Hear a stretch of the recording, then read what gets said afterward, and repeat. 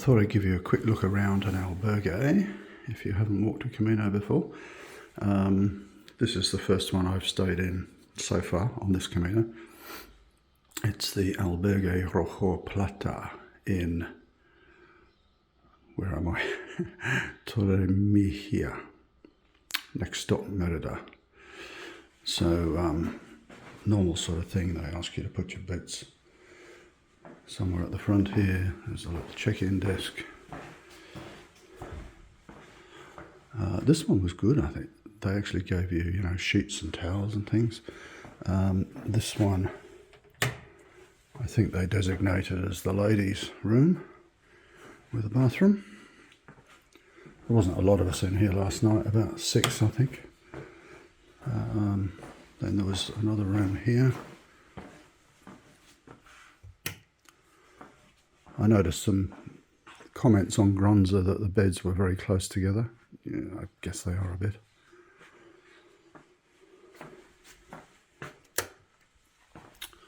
Oh, what's that bridge?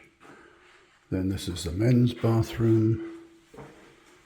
And this is the ladies' bathroom. So let's see what's in there. Oh, okay, it's the men's toilet. There's a toilet and shower combined. And then this is the sort of common area. It's got a fridge. And then they had these rooms, which I used one of these. So I guess they're sort of rooms that a group could have. It's got its own little bathroom. So that one's got a double bed, 2 singles and 2 bunks. And then this was my room with its own bathroom. So I have to say, when I've used albergues in the past, I've used them with a private room. I just like the privacy, but this trip, I promise, I will try the communal living bit. And then out here was an area for hanging clothes, and there's a little kitchen area. Where's the light? There it is. A little kitchen area where you can cook stuff. And there's a microwave, and a couple of the guys last night cooked their dinner. Sink here for washing your clothes. So, I mean, to my mind, that's a fairly typical albergue. It gets some bad reviews on Gronza, which I think is a little bit unfair. I mean, the owner's a bit grumpy, that's probably why. But the facilities are good. Nice clean sheets and towels and stuff. All right, I better get underway. So we start off on day, not sure what day it is, what day of the week. To me, that's the sign of a good Camino, actually, because I'm just not bothered about what day of the week it is. I should check on my phone. I think it might be Tuesday or Wednesday. So today into Merida, a short day of 15 k's, which I'm very grateful for, I have to say, because last night was not good.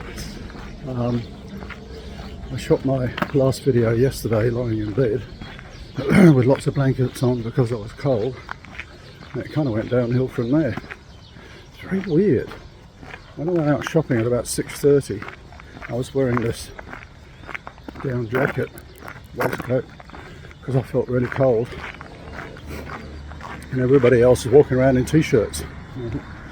Oh, maybe I'm just feeling the cold. And then I just felt, whoa, really, I had 6 blankets on the bed, so obviously something was not right. So I'm still on antibiotics from Seville, so I made sure I was up to date with those because I've missed a couple. And I took another one through the night, and I took some paracetamol through the night and kind of sweated it out. So I feel alright this morning. I mean, not 100%, but yeah, these things happen.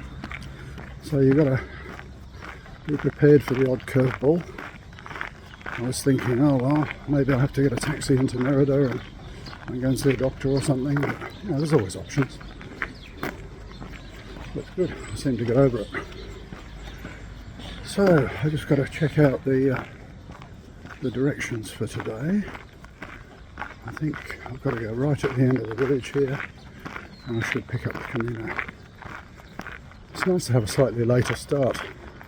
I was the last one out of the albergue this morning by far, and the albergue also owns a bar which was open for breakfast, so that's good. So I feel fortified. Be interesting to see how the day goes, whether I've got the energy to, well, of course I've got the energy to do this, but it might get a bit tiring towards the end.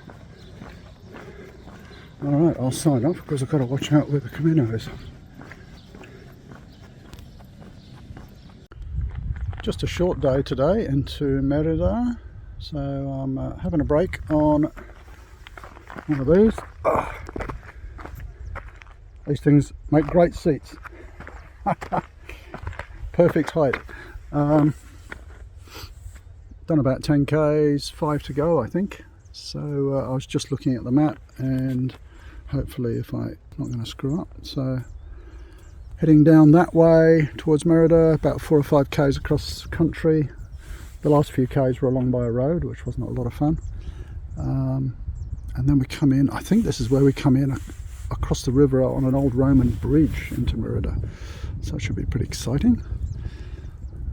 And then rest, and I have a day off tomorrow. Yippee! I always find on a day off I'm a bit restless, I just wanted to keep walking, but I think my body's telling me to have a rest. The feet have been under a bit of pressure, and I had a bad night last night, so I think it'll do me good to have a day off and rejuvenate for the next stage of the journey. It's strange the things that occupy your mind when you're walking a Camino. Just walking along one of these great farm tracks, and I noticed this crop, which I'm sorry I don't recognise, is planted right up to the edge of the track, and yet this one isn't. That looks like it's just been left fallow for now, but that has a distinct sort of border to it. Well, I'm hoping just over that hill we might see Merida. We're about 4 k's away. It's really nice now that I'm away from that motorway. I'm just going really slow today because there's no rush to get there. I can't check in until 2 o'clock, and I've got a day off in Merida tomorrow anyway, although I did just send a message to the hotel saying could I check in early if possible. If not, I'm going to have some lunch. It's funny, I think on the first or second day, might have been the third day, going through the national park I think it was, I saw footprints and I thought, there's other pilgrims. Now I can put names to the footprints because I've met some of them. It's funny trying to guess who's who. It's probably Annie, Barry, Derek, Eduardo, Paul. They would have all come through here a couple of hours before me because I left a bit late. Just thought it was funny seeing the footprints again. And we're coming up to Merida, and I think in the distance that might be the bridge that is the entrance to Merida, so I'll show you that when we get closer. Almost there, the Puente Romano. I'll just cross over that, it's a few hundred metres to my hotel I think. Nice view of the river as we cross the bridge. It's just a pedestrian bridge that seems to be pretty well used. Amazing to think how old this is. Thousands of years old I imagine.